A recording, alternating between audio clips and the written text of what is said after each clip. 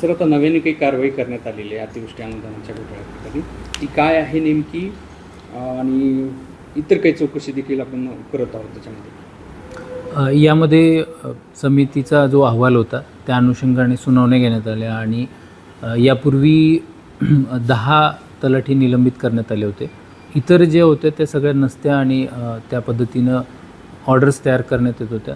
आता आणखीन 7 तलाठी यांचं निलंबन करण्यात येत आहे. 35 जणांचं विभागीय चौकशी सुरू करण्यात येत आहे. 22 जण आहेत त्यांचं समितीकडे काही फेर चौकशी आणखीन काही मुद्द्यांच्या अनुषंगाने करण्यात येते. त्याच पद्धतीनं तहसील कार्यालयामध्ये दोन्ही कार्यरत असणारे अव्वल कारकून आणि कारकून तर यांच्यापैकी 5 जणांना निलंबित आज करण्यात येत आहे. आणि तहसीलदार आणि नायब तहसीलदार यांचे खुलासे मागवले होते. ते खुलासे काही जणांचे प्राप्त झालेत. त्यावरती टिप्पणी आणि अभिप्राय नोंदवून तो शासनाकडे सादर करण्यात येतो. शासनाकडे नायब तहसीलदार आणि तहसीलदार यांची कारवाई करण्याचे अधिकार शासनाकडे आहेत. त्या पद्धतीने तो अहवाल शासनाकडे देण्यात येतो.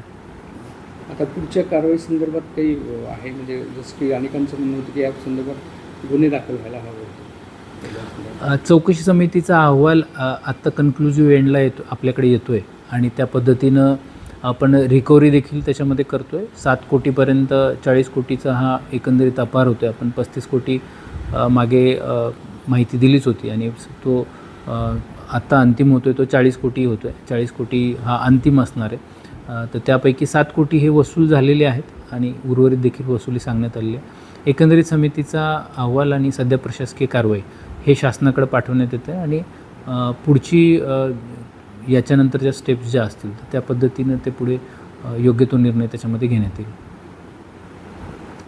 हां सर, सांगितलं. याच्यामध्ये जो आत्ता चौकशी लावल्यानंतर शासनाकडून मागच्या वर्षीसाठी 412 कोटी प्राप्त होते आणि 412 कोटी वितरित करताना कार्यपद्धती आणि दक्षता घेण्यात आलेली आहे. त्या पद्धतीनं 340 कोटी जवळपास हे युटिलाइज होत आहेत आणि साधारणतः 70 कोटीपर्यंत हे शासनाला तो टार्गेट जो PFMSवर येतो तर तो सरेंडर करण्यात येईल. त्या पद्धतीनं ती दक्षता घेण्यात येते आणि कार्यपद्धती देखील व्यवस्थित करण्यात येते जेणेकरून असा गैरप्रकार परत होणार नाही. त्याच पद्धतीनं हे 2 तालुक्यामध्ये आहे. बाकी पूर्ण जिल्ह्याच्या इतर तालुक्यांची चौकशी सुरू आहे. सध्या 3 तालुक्यांच्या चौकशी बऱ्यापैकी प्रगतीपथावर आहे. परंतु अशा प्रकारचा इतका मोठा गैरप्रकार दुसरीकडे आढळून येत नाही आहे. तर त्या पद्धतीनं पुढे देखील असा होऊ नये त्यासाठी सर्व उपाययोजना आणि कार्यपद्धती दक्षता त्या पद्धतीने घेण्यात येत आहे. देश विदेशातील प्रत्येक घडामोडींचे लाईव्ह अपडेट मिळवण्यासाठी आता साम टीव्हीच्या सर्व सोशल मीडिया प्लॅटफॉर्मला लाईक, फॉलो आणि सबस्क्राईब करा. तसंच सर्व नोटिफिकेशनसाठी बेल आयकॉन प्रेस करायला विसरू नका.